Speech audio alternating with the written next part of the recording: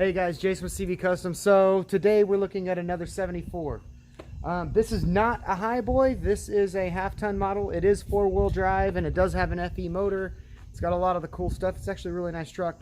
The reason we're talking about it today is a couple weeks ago I got a comment asking what to look for in a project truck. A guy, a kid is he's gonna buy his first project truck, and he's like, "What do you look for?" And I didn't really know what vehicle to do the video on. And then about the same time, a guy from down south asked me if I'd look at this for him, maybe an hour or two away, and he had it shipped up, and I was like, yeah, we'll look at it. So we're gonna go over the things I found on this, and I'm gonna spare you guys some suspense. I found a few things that are not right, and that it just establishes the importance of having someone who knows what they're talking about look at a truck. And the dude is George, who has had this truck for a while, and it is a great truck. I'm not going to tell him he doesn't have a great truck, but there are things that we found that are issues that absolutely have to be addressed, and that's why we're doing this video. So let's take a look at the truck. All right, guys, so right off the bat, we're going to talk about the good. First thing you're going to look for on a project truck here is cancer. And this truck has absolutely little to no cancer. I've looked around it. I mean, even the bed, there we go. Try to get away from the light. There's a little bit of water in there. It rained the other day. Cancer-wise, this truck is in really, really good shape. If you're in California, I always tell everybody to stick to 75 and older. Find that to be very important for emissions regulation. They stop a lot of the stuff that we can do on vehicles as far as engine platforms and everything. And it can be argued, but at the end of the day, I mean, they stop it at 75, but I mean, I can take a 76, I can put a new motor in it, and it can run better than it ever did and still not pass their emissions. So it is what it is. But cancer-wise, it's in great shape. Let's really focus on this. So you're going to look at stuff like this. Now, obviously, there's been a repair here. There's some Bondo issues, so that's something you're going to know. What type of problems are you looking at? Now, frame. If you guys are up in Wisconsin, you're not going to see a frame in this good a shape. This thing is actually very, very solid. But there are some other things that you have to look at, and you need to know to look at them. And we're going to get into that as soon as we open the hood. But we have one more thing to look at. So, before we open the hood, this is kind of a very big deal. And it's one of the first things that I noticed when I actually pulled the truck up to look at it.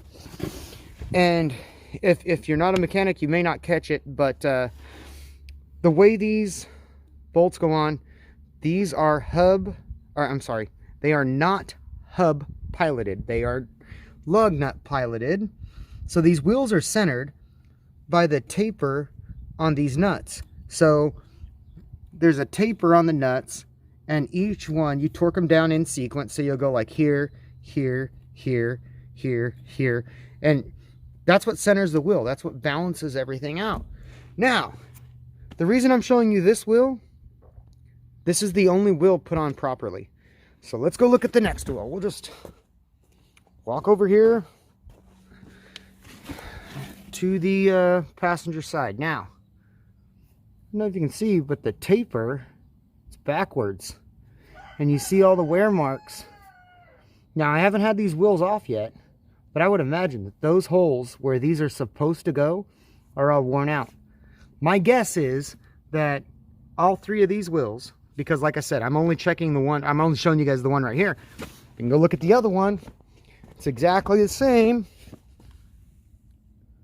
Tapers on backwards. Got the wear marks. Exactly the same. Walk over to this one. Tapers on backwards. See the wear marks. These are the type of things that can kill somebody. Because what's going to happen? These wheels are out of balance. They're not centered to the axle shaft, and they're going to end up breaking these studs. The wheels are going to fly off. Like I said, these wheels are probably shot. I don't know. Haven't pulled them off yet. Still got to talk to George. And I'm probably going to show him this video before I actually talk to him. And George, I don't want you to think you got a bad truck. I'm just telling you, you got some things going on. So let's get under the hood. Okay guys, next thing when you're looking at a project is you want to see what people have done to the truck you're thinking about buying. Now the first thing that stands out, and I was trying to show you, it's got an aluminum radiator. It's really cool. That also means that it's been changed for a reason. Now it's not a bad thing, but if you can find a reason that leads up to it, then it could be a bad thing, and we'll get to that in a second. Also, you look at the carburetor, it looks super clean. I think that this is a rebuilt carburetor. I think somebody was chasing a problem. The other thing you notice is there's no air cleaner. I did not take this air cleaner off. It came like this. There's also no cap on the valve cover. So if you were buying something, now keep in mind the guy owned this. He probably knows where those went, and you know, it's a good engine. It actually does fire up and it runs quite well, but it dies when he tries to drive it. And we've kind of narrowed it down to all of his vacuum issues and possibly his accelerator pump.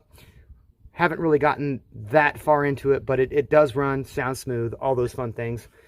Not stressed out about that. Now, this truck came factory with a smog pump. So it's got the tubes on the head. This is the way somebody bypassed that. That's, yeah, that's not good. You look back in here. See that bolt with all the washers? That's another way they plugged another port that they're not using anymore. Okay, no big deal. You look right there. That's an expansion valve for an AC. You also notice there's no AC compressor. AC compressor is missing, so we have to take a look at the belts, and that will come in very important in just a second. On this side, the tubes, they're right here. They've been welded and tightened for the smog pump. This is a way that certain people get rid of those. There's really not a whole lot of options without getting new heads other than something like this. But this is more correct than the way they did that side. It's not correct. It's just it's more correct or more accepted. Now, if you're not familiar with these Fords, this alternator should have a double pulley. There should be a second belt. Not that big of a deal. The smog pump, the belt is obviously gone, so something's been changed there. Also, you'll notice new battery. Okay, so that tells me maybe a charging issue. I start looking, boom, new regular. Like, so yeah, there's a lot of things people are chasing here. Here's one of the biggest things that I noticed. Look at this fan. I can just turn it. Belt's not even wrapped. So let's take a look at the belt system. So this belt right here doesn't even touch the pulley. This belt, the only place that it's touching the water pump and pulley is right there. That is all kinds of bad. So what that means is nothing is turning this water pump. Nothing is turning this fan except for this little bit of rub that it's getting from this belt. That's all kinds of wrong. Okay, and well, let me just stop for a second. Okay guys, I wanted to jump up here, so that's another thing I wanted to show you. So this carburetor has an electric choke. That's not hooked up. It's completely open. This thing is cold. It's completely open. It's not functioning. And I noticed there's like a red tab in there with a pole. And then that was setting on the fender. So I did actually match it up. That's where that goes, and it's not there. So that's broken. Does it need it? I don't know. This is a vacuum line with a golf tee in it. That's actually a popular way that they would get rid of vacuum lines back in the day. All this needs to be addressed. On the distributor, when you're looking at your distributor, if you see two wires like this, a black and a red coming out, That means somebody's already upgraded it to Patronics. That's really good. If you're looking for a new project, having Patronics already in your distributor, absolutely golden. It's better than points. A lot of people argue that because points actually do work fine. But if you're looking for something that you're not actually going to work on a lot, get something that doesn't have points because you're not going to adjust them and everything like that. So, okay, now let's look at the cab. All right, guys.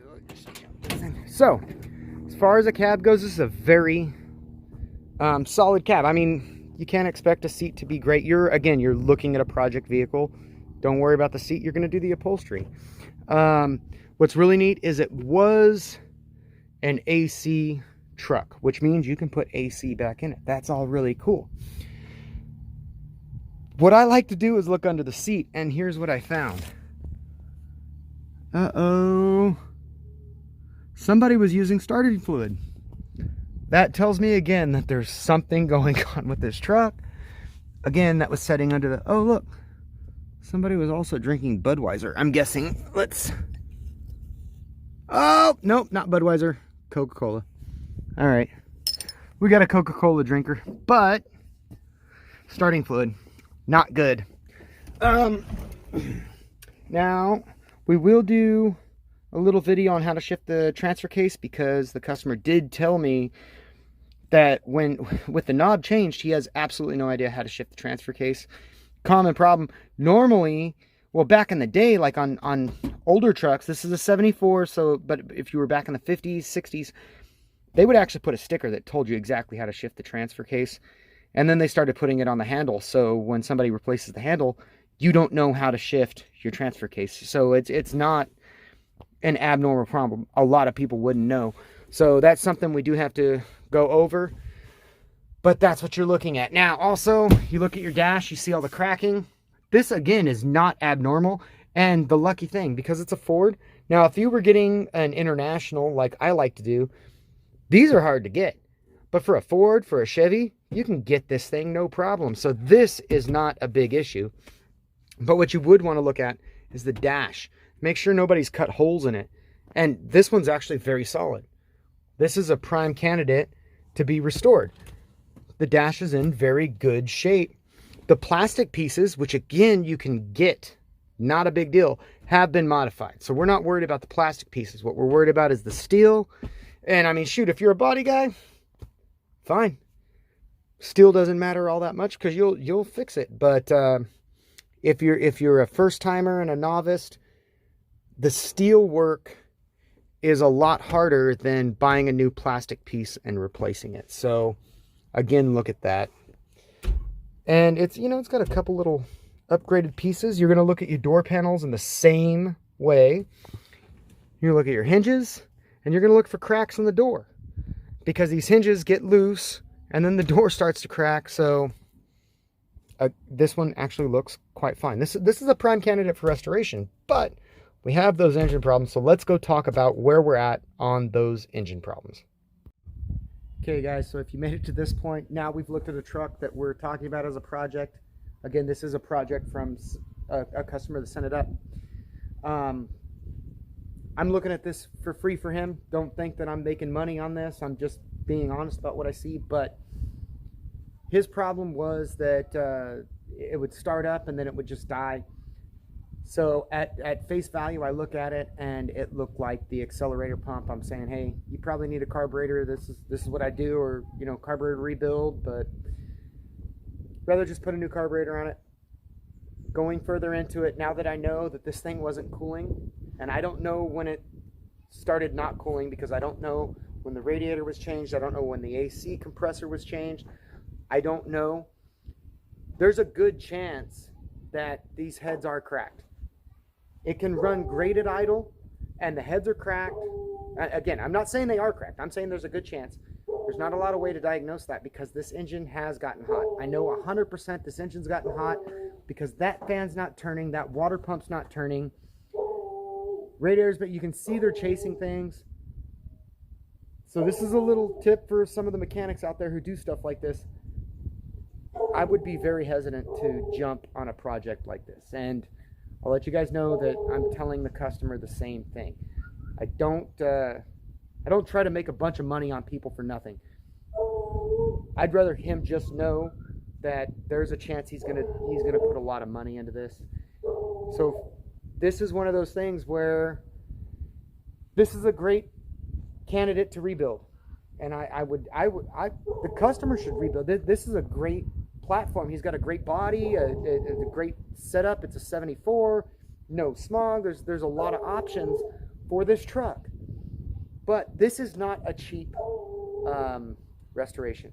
That's really what it comes down to. I'm going to tell him the same thing, and I hope it's helpful for you guys if you guys are looking into buying your first project.